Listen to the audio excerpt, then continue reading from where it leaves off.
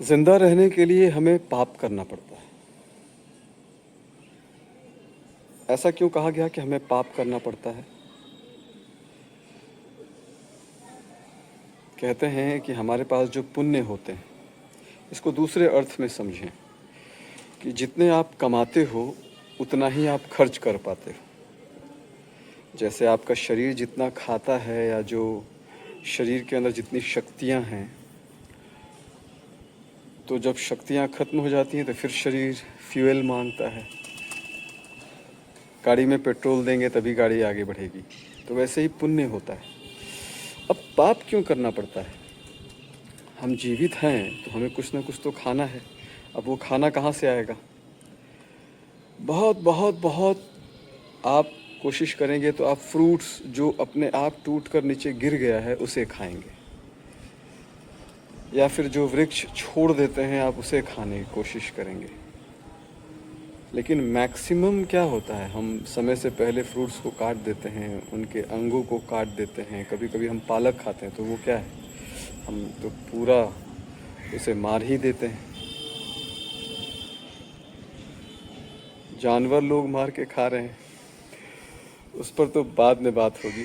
पहले तो इस बात पर बात हो रही है कि हम जो जिंदा रहते हैं तो कितने जीवों को मार कर या उन्हें तकलीफ देकर हम जिंदा हैं। इस बात को तो आपको एग्री करना होगा। वेदों में कहा है भोक्ता भोग्य प्रेरितारक। तो आपको प्रेरणा उतनी ही दी जाएगी ना जिससे आपका गुजारा हो जाए। चलो आपकी फैमिली है तो फैमिली में कम से कम जितना हो सके आप अपने बच्चों को, अपनी बीवी को, या फिर आपकी जितनी जिम्मेदारी है, आपके मॉम डैड, जो भी आपकी जिम्मेदारी है उतना ही ना। आप इससे भी गिर गए, आपने इनसिक्योरिटी अपने अंदर रख ली, तो आपने फिर संग्रह करना शुरू किया, तो फिर पाप की सीमा बढ़ती चली गई। फिर आपने धीरे धीरे आपके जीवा का स्वाद, लग्जरी लाइफ, उसमें आप आ गए। फिर तो पाप कहाँ जाएगा पता नहीं। तो उसी को पुण्य कहा जाता है। बहुत लोग लग्जरी लाइफ जीना चाहते हैं, उस लाइफ को जीने के लिए वो पुण्य इकट्ठा करते हैं, और फिर वो कितने पेड़ों को काटते हैं, सागवान की लकड़ी से फर्नीचर बनवाते हैं। इस सृष्टि के वातावरण को दूषित करके वो जो भी लग्जरी के सामान हैं उसको उपलब्ध कराते हैं। कुछ लोगों का जीवा का स्वाद इतना अच्छा होता है कि दूसरे प्राणी को मार कर खा जाते हैं वो। कुछ लोगों का लग्जरी ऐसा है कि वो दूसरे इंसान को कष्ट देकर, अब तो कष्ट की सीमा बढ़ गई है, उन्हें मार कर भी लोग आगे अपने लग्जरी को पूरा करते हैं कि सामने वाला इंसान को मैं मार दूं और वो संपत्ति और वो धन या उससे अर्जित किया हुआ जो सामान है उससे मैं लग्जरी को भोगूं। ये पाप धीरे धीरे बढ़ता चला गया। साधु सन्यासी कितने लेवल तक पाप करते हैं कि भाई वो कंदमूल फल फूल जो वो अगर वो टूटा मिल गया तो ठीक है, नहीं तो फिर मजबूरी में तो पेड़ को नुकसान पहुंचा कर ही खाना पड़ता है। अब आप अनाज खाते हो वो तो पेड़ को खुशी देकर तो नहीं मिलता है। अंतोगत्वा जब पेड़ से आप अनाज ले लेते हो फिर तो उसे काट ही देते हो ना। पालक या ऐसी चीज़ें जो जड़ से बना है उसे तो उखाड़ना पड़ता है, उसे तो मारना ही पड़ता है। तो अभी हम खाद्य पदार्थ पे ही आते हैं। तो खाद्य पदार्थ मतलब जीवन में जो खाना है, भोजन, वो तो पहले हो गया। उसके बाद पानी है और हवा है। तो चलो पानी और हवा तो है, वो मिल जाता है। भोजन के लिए कहीं ना कहीं तो आप दूसरे जीवों को तंग ही करोगे। हम इसी पर आते हैं। जीवित रहने के लिए जो हम भोजन करते हैं, इसके लिए हम दूसरे जीवों पर आश्रित हैं। तो साधु सन्यासी क्या करते हैं, कम से कम जितना हो सके उतना ही उससे वो लेते हैं, उतना ही उससे वो कष्ट पहुंचाते हैं। थोड़ा ऊपर आ जाते हैं तो हमारी जिम्मेदारी है, गृहस्थ आश्रम में है तो हम अपने बच्चों के लिए, अपने परिवार के लिए उस पाप को करते हैं। अब इससे जो गिरे हुए इंसान हैं, जो अपने सुख के लिए ये सब कर रहे हैं, तो वो अभी मैं उनको क्या कहूँ, वो ज्ञानी है, हम उन्हें समझा सकते हैं। सरकार ज़बरदस्ती कर सकती है। राजा राजा तो अभी है नहीं, अभी तो डेमोक्रेसी है, हर इंसान राजा है। उसे आर्टिकल 21 फ्री टू इक्वलिटी दिया गया है, स्वतंत्र रहने की अपनी एक अधिकार है। तो वो तो अपने ही लेवल पे जो कानून के हिसाब से सही है उतनी तो क्षति पहुंचाएगा इस नेचर की। अभी देखो, हमारा संविधान और हमारा कानून, मैं इसके अगेंस्ट नहीं हूँ, ये पता नहीं कैसे बना है जिससे आप कभी भी पेड़ को काट लो। इसमें इंसानों को तो बहुत स्वतंत्रता कहाँ होता है, कोई भी इंसान स्वतंत्र कहाँ है। आप थोड़ी ऐसा कोई काम करोगे जिससे देशद्रोह हो जाए या समाज में कुछ गलत हो जाए। आप कोई ऐसी बात करो जिससे समाज में थोड़ा उथल पुथल हो तो आप गलत हो जाते हो। मैं ये जो कह रहा हूँ इससे भी उथल पुथल हो सकता है, भटक जाता, भटकने वाली बात नहीं है। जो समाज का जो स्ट्रक्चर है, जो कानून है या जो व्यवस्था है, उसमें आप रोड पर सरेआम जानवरों को मार कर खा रहे हो, तो ये पता नहीं क्या व्यवस्था है। ये तो राजा ही इसको ठीक कर सकता था। अभी तो जो राजा है वो है ही नहीं। अभी एक ऐसा सिस्टम है जिसमें जिसमें प्रकृति का शोषण, या आप कह लो पेड़ों को काटना, एक लेवल तक जायज़ भी कह दिया गया है। आप वहाँ से परमिशन लेके, गवर्नमेंट से परमिशन लेके पेड़ को काट सकते हैं, ये बोलकर कि इंसानों की क्षति होगी, आप पेड़ों को काट दो। इंसान हेल्दी रहे इसके लिए जानवरों को मार दो। इंसान की सुरक्षा के लिए दूसरा इंसान को मारना पड़े तो उसे मार दो। इंसान का अच्छा हो इसके लिए शोषण इंसान का करना पड़े तो वो कर दो।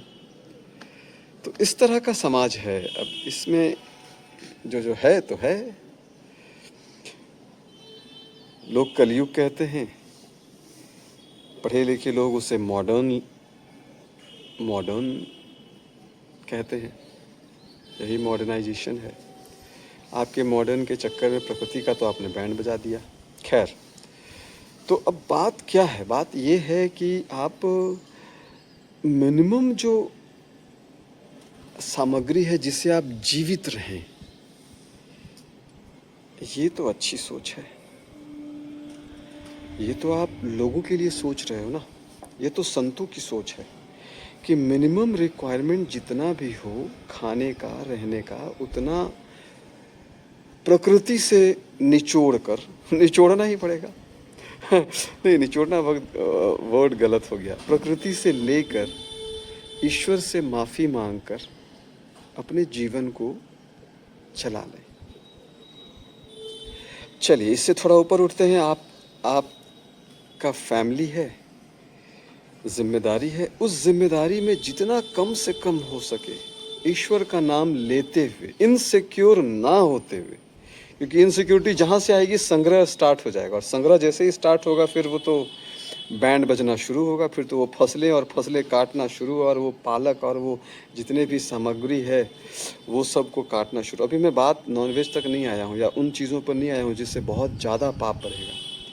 मैं मिनिमम चीज़ों पर आया हूँ। जो वेज लोग होते हैं या वैसे लोग जो प्रकृति का ध्यान रखते हैं कि गलत ना हो, उनके अंदर अगर इनसिक्योरिटी आ गई तब भी वो गलत करेंगे। अगला पल तो हम मरने वाले हैं। आप कहाँ से, ये तो चमत्कार है ना। ये तो भगवान ने एक सॉफ्टवेयर में फीड कर दिया। आपको लगता है 25 साल जियोगे, ये एक भ्रम है। ये हमारे हार्मोन में, हमारे शरीर में। युधिष्ठिर से यही सवाल तो किया गया कि दुनिया का सबसे बड़ा चमत्कार, आश्चर्य क्या है? आश्चर्य ये है कि हर इंसान अगले पल वो मर सकता है, लेकिन वो ये सोचता है कि मैं तो अभी 100 साल जीवित रहूँगा, 200 साल जीवित रहूँगा। यही आश्चर्य है। जबकि फैक्ट ये है कि अगले पल, मैं आपसे बात कर रहा हूँ, अगले पल यही हार्ट अटैक हो सकता है और मैं मर सकता हूँ। लेकिन हम सोचते हैं कि अरे हम तो बहुत ज़िंदा रहेंगे, बहुत जीवित रहेंगे। खैर, तो ये इनसिक्योरिटी ना रख कर हम संग्रह ना करें। वैसे भी संग्रह क्या करना है, ताज़ा ताज़ा जो होता है वो खाएं। अब देखिए, इसमें बहुत सारी चीज़ें हैं, इस पर हम बाद में डिस्कस करेंगे कि आज के ज़माने में क्या क्या हो सकता है। फ़िलहाल तो इस पर आप सहमत हो जाओ कि हम जो है कम से कम सामग्री को संग्रह करें। कुछ ना कुछ तो मिल जाता है यार, इंसान अपना पेट पाल लेता है। जानवर अपना पेट पाल लेता है तो इंसान क्यों नहीं पाल सकता? कुछ ना कुछ रास्ता निकल जाता है। इंसान बहुत इंटेलिजेंट है, बहुत ज्ञानी है, रास्ता निकल जाता है। आप इनसिक्योरिटी को थोड़ा थोड़ा नहीं, बहुत कम रखो। संग्रह जो है ना, उसको बहुत कम रखो। खैर, तो फिर पाप बहुत हद तक आपका कम होगा, और भगवान से माफ़ी मांगकर या उनका पूजा पाठ या जो भी एक तरीका है, उससे अपने पुण्य को, या आपको अंदर से अगर गिल्ट है तो गिल्ट मतलब आप थैंक्स बोलो। जिस पेड़ पौधे को आपने काटा या जिसे नुकसान पहुंचाया या जो भी तरीके से आपने इस प्रकृति को नुकसान पहुंचाया, उसके लिए भगवान को थैंक बोलो और प्रकृति को थैंक्स बोलो, एटलीस्ट ग्रैटिट्यूड। अब आते हैं कि हम जो अपने लग्जरी लाइफ को जीते हैं, लग्जरी क्या होता है? बातें बहुत सुननी पड़ेगी आपको। लग्जरी क्या होता है? अपना सुख। क्यों अपना सुख? क्यों? सुख क्या होता है? आत्मा का सुख अलग है, शरीर का सुख अलग है। आत्मा का सुख तो ईश्वर है, परमात्मा है, भक्ति है। शरीर का सुख क्या है? शरीर का सुख वही है, पेड़ काटते जाओ, बिल्डिंगें बनाओ, उससे पैसे कमाओ, जानवरों को काटो, ये tasty, I can't live without chicken. इंसान दुख में है तो उसे दुख में रहने दो, मैं तो सुख में हूँ। कोई इंसान 12 घंटा दरवाजे पर खड़ा है, मैं तो आराम से बैठा हूँ। कोई इंसान 12 घंटा 15 घंटा काम कर रहा है, मेहनत कर रहा है, मैं तो सुख से हूँ, उसका मेहनत से मैं कमाऊँगा। मार्केटिंग तो यही है। छोटा बच्चा है, उससे पढ़ने की उम्र है, अरे क्यों पढ़ने दो, उसको घर के काम में लगाओ, ज़्यादा दिमाग नहीं लगाएगा। बड़े नौकर को रखोगे तो वो दिमाग लगाएगा, छोटे बच्चे बच्चियाँ वो दिमाग नहीं लगाएंगे, तो उससे काम करवाओ। इल्लीगल है, किसी को पता मत चलने दो। इस तरह के पाप होंगे ना फिर। ये ज्ञान रखना बहुत ज़रूरी है कि आप क्या पाप कर रहे हो, आपके एक्शन क्या है। देखो, होता क्या है कि इंसान बहुत ही इनोसेंटली जीवन को जीता है, मैं समाज की बात कर रहा हूँ, और फिर कानूनन कुछ गलती हो जाता है तो कानून जब उसे सज़ा देती है तो कहता है सर मुझे तो कानून पता ही नहीं था। तो यह आपकी गलती थी कि आपको ये कानून पता नहीं था। ऐसा होता है। आप कानून को नहीं जानते हैं देश के, तो फिर आप बोलोगे कि मैं सर ये कानून नहीं जानता था, तो बोलेंगे कोई बात नहीं, अभी आप इसके दंड को भोग लो, फिर आप जान जाओगे, आपके थ्रू और भी लोग जान जाएंगे। उसी तरह प्रकृति का भी ऐसा ही है कि आप कानून नहीं जानते हो कि इसका क्या हर्जाना भरने वाला, मरने के पहले या मरने के पहले या मरने के बाद। मेरा कहने का मतलब है, मरने के बाद तो लोग कहते हैं क्या होगा नहीं मालूम, कुछ लोगों को इसी जन्म में भोगना पड़ जाता है। वो कैलकुलेशन आपको समझना होगा, वो प्रकृति का है कि कौन कहाँ भोगेगा। आपको लगेगा कि यार पूरी पूरी ज़िंदगी तो बहुत मज़े में रहा, आपको ऐसा लगता है ना। सारा चीज़ आप कैसे जान जाओगे, आप इतने ज्ञानी थोड़ी हो। आपको प्रकृति क्यों बताएगी कौन कब भोगेगा, अगले जन्म में भोगेगा, इसी जन्म में भोगेगा या पूर्व जन्म का है, वो सब अलग है। वो सब विद्या आपको नहीं पता, ज्ञान आपको नहीं मालूम। खैर, तो आप जो ये जालसाजी कर रहे हो, प्रकृति का बैंड बजा बजा कर जो अपने लग्जरी को भोग रहे हो, इसका हर्जाना आप भर नहीं पाओगे, क्योंकि आपका शरीर उतना पुण्य कमा नहीं पाएगा, उतना साधना कर नहीं पाएगा। फिर आपको बीमारियां होंगी, बीमारी के थ्रू फिर भगवान ना बीमारी के थ्रू आपके भोगों को कम करेगा। मुझे ऐसा लगता है लोग बीमार हो जाते हैं, देखो वो खाना नहीं खा पाते। हमारे गुरु ने कहा था कि अगर इंसान को छोटा पेट अगर नहीं दिया जाता तो वो पूरा का पूरा अनाज खा जाता। एक एग्जाम्पल दिया मेरे गुरु ने कि भगवान ने इंसान का पेट बहुत कम दिया है तो वो उतना ही खा पाता है। अगर उसका पेट बड़ा होता, एग्जाम्पल से आप समझ लो, तो वो सबका अनाज खा जाता, सबका। इतने बड़े बड़े लोग हैं, इनका पेट अगर बड़ा होता तो आप भूखे होते, आप भूखे मर जाते। ये सबका अनाज इकट्ठा करके खुद खा जाते। अनाज इसलिए नहीं खा पाते हैं क्योंकि वो उतना ही खाते हैं जितना उनकी क्षमता है। अब भगवान ने बहुत सारी बीमारी दे दी है जिसकी वजह से वो भी खाना नहीं खा पाएंगे इस तरीके से, या फिर वो फ्रस्ट्रेट हो जाते हैं, ज़िंदगी में लग्जरी को जी नहीं पाते हैं। देखो ये सब बीमारियां हैं जिससे इंसान भोग ना पाए। कहते हैं ना, भोग के लिए भी योग चाहिए। ये भी बहुत ही गलत थॉट है, बहुत ही गंदा थॉट है। भोग के लिए योग चाहिए तो आपका लग्जरी, आपकी इच्छाएं जितनी बढ़ेगी उतना पाप बढ़ेगा। दूसरे क्या कर रहे हैं उस पर मत जाओ। बहुत बड़ा ज्ञान अभी मैं नहीं दे पा रहा हूँ, बहुत लंबा समय नहीं खींचना चाह रहा हूँ। शॉर्टकट में ये बोल रहा हूँ कि जितनी आपकी इच्छाएं बढ़ेंगी, देखो मैं ज़िंदा रहूँ ये तो बेसिक है। चलो भगवान यहाँ सोचेंगे क्या, उसका भी आपको फल भोगना है। मेरा परिवार कम से कम, देखो तुम्हारा परिवार उस भाग्य में, उस पाप में हिस्सेदार नहीं रहेगा। आपको पता है शायद, ये ज्ञान की बात है। तो फिर क्यों पाप कर रहे हो यार? हाँ, क्यों पाप कर रहे हो? तो परिवार को मिनिमम से मिनिमम जितना रिक्वायरमेंट में परिवार पल जाए। और आपकी इच्छा क्या है? क्यों फंसे हो? मेरे पास बहुत अच्छा सोफ़ा हो, मेरे बहुत बड़े घर हों, मेरा नाम हो, मैं गाड़ी से चलूं। क्यों गाड़ी से चलूं? तुमको कोई मार देगा क्या? पैदल चलो, साइकिल से चलो।